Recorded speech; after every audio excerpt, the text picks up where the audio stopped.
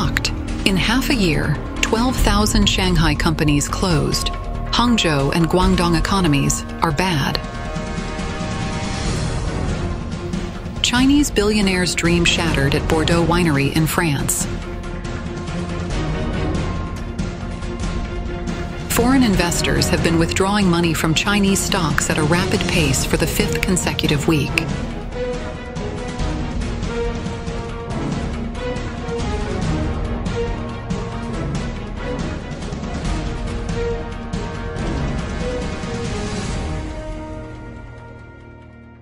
China's economy continues to slump. Even people in economically developed areas are complaining. This netizen said a friend of his who has worked in Shanghai for many years is preparing to return to his hometown for development because his friend has not been paid wages since April this year. "Life is very difficult now," he said. "Why do I feel that Shanghai's economy is worse than those in second and third tier cities? I was chatting with a few friends in Hardware City today. Shanghai should have lost 2 to 3 million people in the past 2 years. He advises those who are fortunate enough to have stable jobs, receive their salaries on time, and even take 2 days off to truly appreciate their fortunate situation. He also mentioned that many houses cannot be rented out, but the landlords would rather leave them empty than lower the price.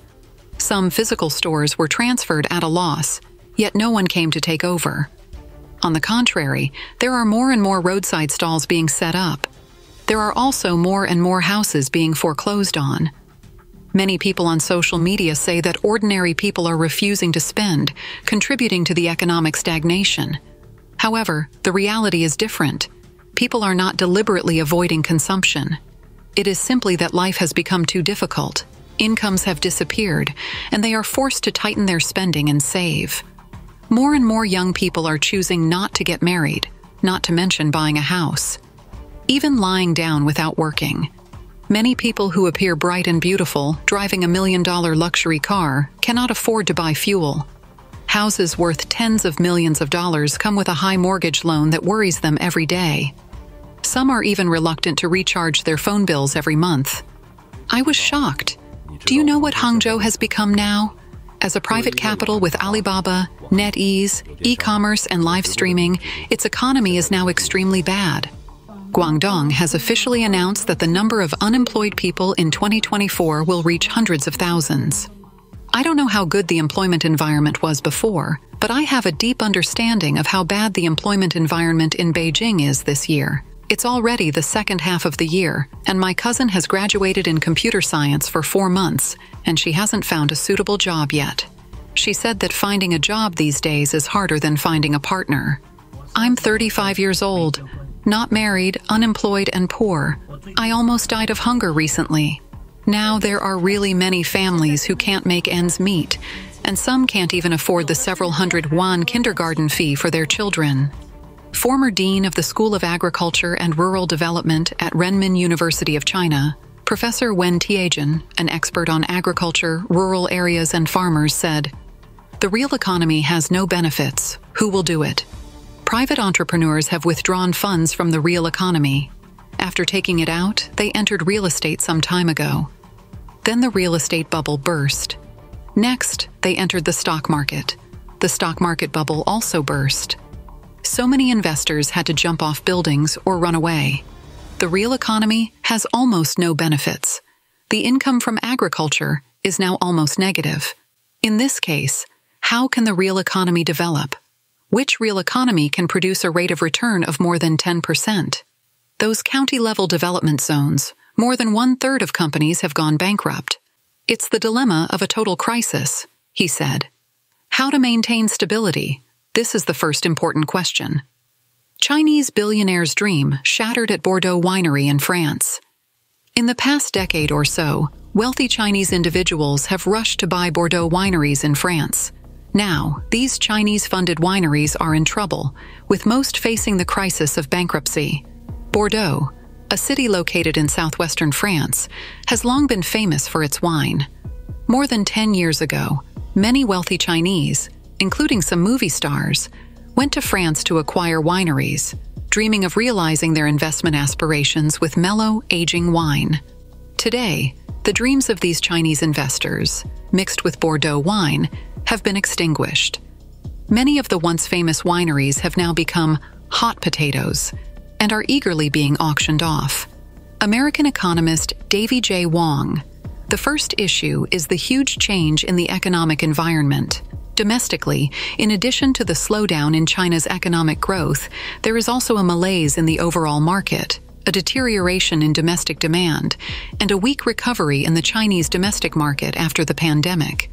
Many wealthy individuals have faced various scrutiny and attacks, prompting them to re-examine their overseas investment allocations. The historic Chateau Latour-Lagan was one of the first wineries acquired by Chinese companies in France's premier AOC vineyards. According to Agence France-Presse, Cheng Haiyan, the new heir to Qingdao Longhai International Trading Co. Ltd. And owner of the winery at the time, had devised an ambitious development plan for the estate, from tasting rooms to boutiques to luxury guest rooms. A tourism and sales industry chain derived from wine was expected to grow rapidly.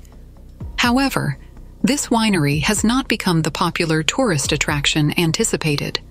Years of disrepair have left it with moisture damage and bat caves throughout, giving it a spooky, Halloween-like atmosphere. The winery is currently up for auction. Sun Guoxiang, a full-time professor in the Department of International Affairs and Entrepreneurship at Nanhua University in Taiwan. I personally think it reflects some deep-seated problems. The first is a misestimation of market demand and return on investment. The market cannot support their original sales forecasts, resulting in revenue that falls short of expectations and making returns difficult to realize. The second problem is operational and managerial difficulties. Many wineries once owned by Chinese investors have also changed hands. David Huang. At the same time, we cannot ignore the suspicion of money laundering and asset transfer. According to the International Monetary Fund, IMF, and global anti-money laundering organizations, high-value assets like wineries are very difficult to liquidate and are often used as tools to hide wealth and circumvent capital controls. This issue is especially prominent given China's tightened supervision of foreign exchange and capital. Li Lihuan, a Bordeaux winery real estate agent and Asian market expert, said that there are currently about 50 Bordeaux wineries for sale, with some selling for less than half their original purchase price. Sun Guoxiang. With the slowdown in China's economic growth, many companies and investors are facing reduced domestic market demand and increased operational pressures. Some investors are choosing to reduce or sell off their overseas assets, refocusing their funds on domestic business to mitigate risks. This shift also reflects evolving investment strategies under macroeconomic pressure. Li Lihuan noted that Bordeaux wine has been overproduced, and strict Chinese government capital controls have dealt a serious blow to the market. Sun Guoxiang. I personally think this is the result of multiple factors. Of course, Chinese government capital controls are part of it. These policies make it difficult for investors to flexibly allocate funds to support overseas assets. As capital outflow restrictions grow stricter, some Chinese investors are forced to sell overseas assets, including Bordeaux wineries.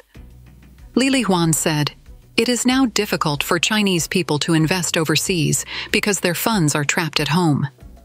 David Huang. On the one hand, Beijing has begun to monitor these wealthy individuals, fearing they will drain Chinese assets out of the country. On the other hand, the government uses the guise of supervision to redistribute their wealth and maintain political stability.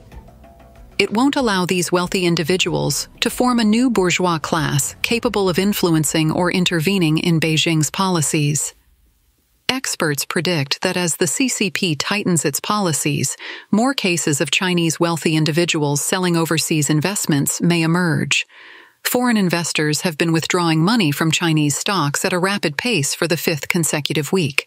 Foreign fund managers have withdrawn funds from Chinese index stock funds, ETFs, at a rapid pace for the fifth consecutive week due to concerns about China's economic growth prospects and the risk of new tariffs imposed by the Trump administration. According to Bloomberg, the FTSE 25 China Index ETF, FXI, saw a record outflow of $984 million last week, continuing a 5-week trend of withdrawals. The China Internet Index ETF, KBUEB, which tracks China's internet stocks, recorded a $710 million outflow during the same period. China's stock market has been under increasing pressure in recent weeks as investors doubt that Beijing's stimulus measures will effectively boost consumer spending. In addition, U.S. President-elect Trump's threat to increase tariffs on China, along with his cabinet selections, has also suppressed market sentiment. Andy Wester, a portfolio manager at Sandia Investment Management, told Bloomberg that Western investors do not see enough signs of improvement in China's economic growth data or the government's favorable policies for businesses in the short term. In particular, Chinese tech stocks listed in Hong Kong underperformed last week as investors reduced their exposure ahead of earnings. The $9.5 billion China Large Cap ETF saw $315 million in outflows last week, while the MSCI China ETF saw $280 million in outflows during the same period. Markets have generally become more cautious about Chinese stocks as persistent deflationary pressures and geopolitical tensions cast a shadow on the outlook for corporate earnings. Morgan Stanley strategists have reduced their exposure to Chinese stocks in the Asia-Pacific region, and Goldman Sachs Group Inc. cut its target for the MSCI China Index to reflect a worsening macro backdrop. The MSCI China Index has fallen 16% from its recent peak in early October, as investors reassess the risks facing the world's second-largest stock market. Beijing released its latest economic data last week. UBS lowered its forecast for China's economic growth in 2025, saying that China's economy will grow by about 4% in 2025 and will grow at a much slower pace in 2026. The bank added that it expects the incoming Trump administration to impose additional tariffs on most Chinese imports in a phased manner starting in the second half of next year. This is the second time this year that UBS has lowered its growth target related to the Chinese economy. A closer look at China's industries in recession and business districts deserted. China's economy continues to deteriorate, and all industries are in recession. A large number of factories, enterprises, and physical stores have closed down. Once prosperous shopping malls and commercial streets are also deserted. People's lives are difficult, and many are forced to lie down. Guangdong Dongguan live broadcast host. This was a very prosperous place, but now, at 11:20, there's no one here, including the KFC and Starbucks next to it. There are no customers. A Dongguan live broadcast host described that in the most prosperous business district of Chaotu Town, Dongguan City, many stores have closed down, and the streets are empty. Guangdong Dongguan live broadcast host. Many storefronts are closed. Many can't continue to operate and have shut down. Some are available for rent. Even if they're open, there are no customers inside. On October 18th, people in various areas on the mainland told reporters that almost all cities are now in a Great Depression, with many stores closing down one after another and unemployment everywhere. Mr. Li, a citizen of Xi'an, Fujian said, "Now, even in the entire coastal city that once had the most advanced economy, most people who ran shops, factories, travel agencies, and entertainment venues have gone bankrupt in recent years. For example, some physical factories have a few days off, and the boss has sold all the machines. The workers come to work, but there's no place for them to work. The boss is in debt and has no business. Some can't even pay wages. China's economy has worsened. Local governments are heavily in debt, and civil servants have generally faced salary cuts, unpaid wages, and the loss of all welfare benefits." Mr. Li, a citizen of Xiamen, Fujian said, "Now in some places, buses can't pay wages, so services have stopped. While Xiamen's buses haven't stopped, many taxis aren't running as they used to. The tram has become very popular here. To save costs, people generally buy trams. It's more convenient to ride a bike yourself." Many people on the mainland say that many are now forced to lie down, and basic consumption has also shrunk. Mr. Zhou, a resident of Shenyang, said, "Now, from business owners to middle-level leaders, grassroots employees, and restaurant owners, it's a period of depression, and no one is having an easy time. Companies of all kinds are laying off employees. I have 4 friends who've been laid off. We're just trying to survive now and have to be prepared to lie down." A Guangzhou live broadcaster noted that in recent years, many shops in Guangzhou have closed, and the once prosperous business district has become deserted. A female live broadcaster in Guangzhou: "Look at these physical stores along the street. The locations are excellent. Many storefronts are empty, and now a large area has closed down. Physical stores can't continue." A Qingdao live broadcaster stated that the economic depression in Qingdao is severe. Even at dinner time, the dining area in large shopping malls is almost empty. Qingdao live broadcaster: "It's 7 o'clock in the evening. Ordinarily, as mealtime, there should be a lot of people, but after walking around, there's almost no one." The once crowded Guangzhou Shangxiaju commercial pedestrian street is no longer thriving. Guangzhou live streamer: "I'm now on the Shangxiaju pedestrian street in Guangzhou. This side is divided into 2 streets, the upper and lower streets. This is the lower street. As you can see, around 7 p.m., many shops have closed. To be precise, many shops have not been open for a long time. You can see that these closed shops are all in a row." Mainland residents believe that people now lack money and don't consume, leading to the closure of a large number of physical stores. Mr. Wang, a resident of Dongguan, Guangdong, said, "Nowadays, general store owners, hardware dealers, and small supermarket owners are all closing down. Look at the barbershop owners. They have no money. Some men don't even go to the barbershop to get a haircut. You can get a haircut for 20 or 30 yuan, or some people get it done roadside for 10 yuan." A Guangzhou live streamer mentioned that barbershops have also closed down in recent years, and many people around him no longer visit them. Guangzhou live streamer: "I haven't been to a barbershop for several years. The key is that more and more people like me don't go to barbershops. Like my neighbors, most ask their wives to cut their hair." A physical store owner shared that he had been doing business for many years, but now he loses money in everything he does, so he has decided to lie down. Mr. Zhao, a physical store owner in Shenzhen, said, "I know many colleagues and other business owners. Many of my customers are also in business. Experienced business people aren't doing well this year. Food, drinks, clothing, and daily necessities are all struggling. So if you're considering starting a business, stop. Don't do it. Just lie down. In this kind of society, if you want to make 10,000 yuan, it's hard to pocket it, but to spend 10,000 yuan goes fast.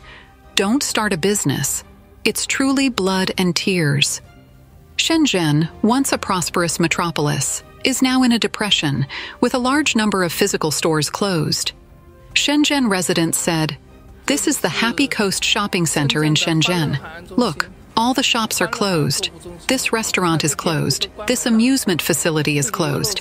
Everything is closed, and there aren't many people in this mall.